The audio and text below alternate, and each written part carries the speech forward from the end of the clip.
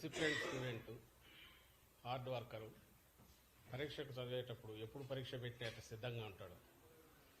అలాగే ఏదో 4 క్వశ్చన్లు చూసుకొని పోయి అవే వస్తే బయటపడదాం, లేకపోతే కాపీలు కొడదామని కాకుండా హార్డ్ వర్క్ నమ్ముకొని, ఈ కేసులో ప్రజలు నమ్ముకొని ప్రజల కోసం నిలబడి చేశాక పరీక్ష రాశాక 100% టార్గెట్ పెట్టుకుంటాం, 100% రావాలని కోరుకుంటాం. అట్లే రాస్తారు కూడా. అలాగే ఇక్కడ కూడా అదే చేశాం. అందువల్ల ఈ ఊహాగానాలకో లేకపోతే బెట్టింగ్ల గురించో ఇంకొక ఏదో సోషల్ మీడియాలో సర్క్యులేట్ చేసుకోవడము, క్రియేట్ చేసుకున్న దానివల్ల ఏం ఫలితం ఉంటుంది అని అనుకోవట్లా. దానివల్ల ఆ తాత్కాలిక ఆనందం పొందాలని వాళ్ళు అనుకుంటే వాళ్ళు అనుకోండి. మేమైతే వాటి జోలికి పోదలుచుకోవాలి.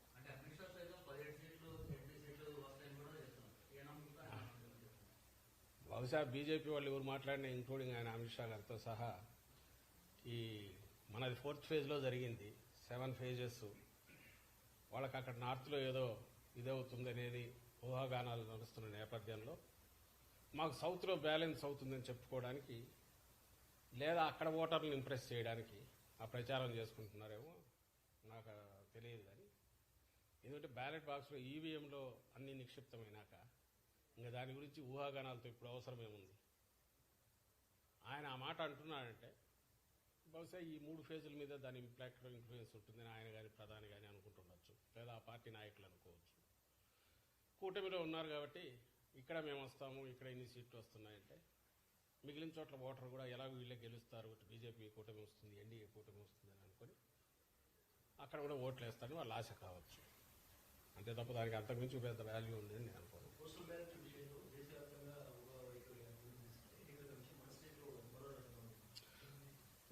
దాని మీద రిప్రజెంట్ చేశాం. ఎప్పుడు లేనిది ఈసారి టీడీపీ వాళ్ళు పోస్టల్ బ్యాలెట్ అనగానే ఉద్యోగులంతా జగన్మోహన్ రెడ్డి గారికి వ్యతిరేకము, లేదా వైఎస్ఆర్సీపీ వ్యతిరేకం, వాళ్ళ కాకులు లెక్కలు వేసుకుని ఉద్యోగులు అనేవాళ్ళు ఈ సమాజంలో భాగము, వాళ్ళు అట్టడి వర్గాల నుంచి వచ్చింటారు, వాళ్ళ కుటుంబాలకు సంబంధించిన వాళ్ళు, స్నేహితులు, బంధువులు, వాళ్ళు వ్యవసాయదారులు, లేదా ప్రభుత్వం నుంచి బెనిఫిట్స్ పొందుతున్న వాళ్ళు, అన్నీ ఈ సొసైటీలో పార్ట్గా ఒక ఉద్యోగి అయినా ఈ రియాక్ట్ అవుతాడు తప్ప ఉద్యోగి అనేది క్లాస్ కాదు, అది ఒక క్యాస్ట్ కాదు.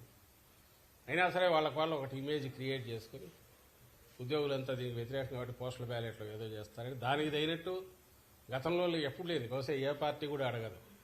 ఆ బ్యాలెట్ అనేది ఉంటే చాలు, మిగిలిన ఏది అక్కర్లేదంటూ కూడా ఈ మధ్య రిప్రజెంటేషన్లు ఇచ్చినట్టున్నారు ఆ ఆశతో.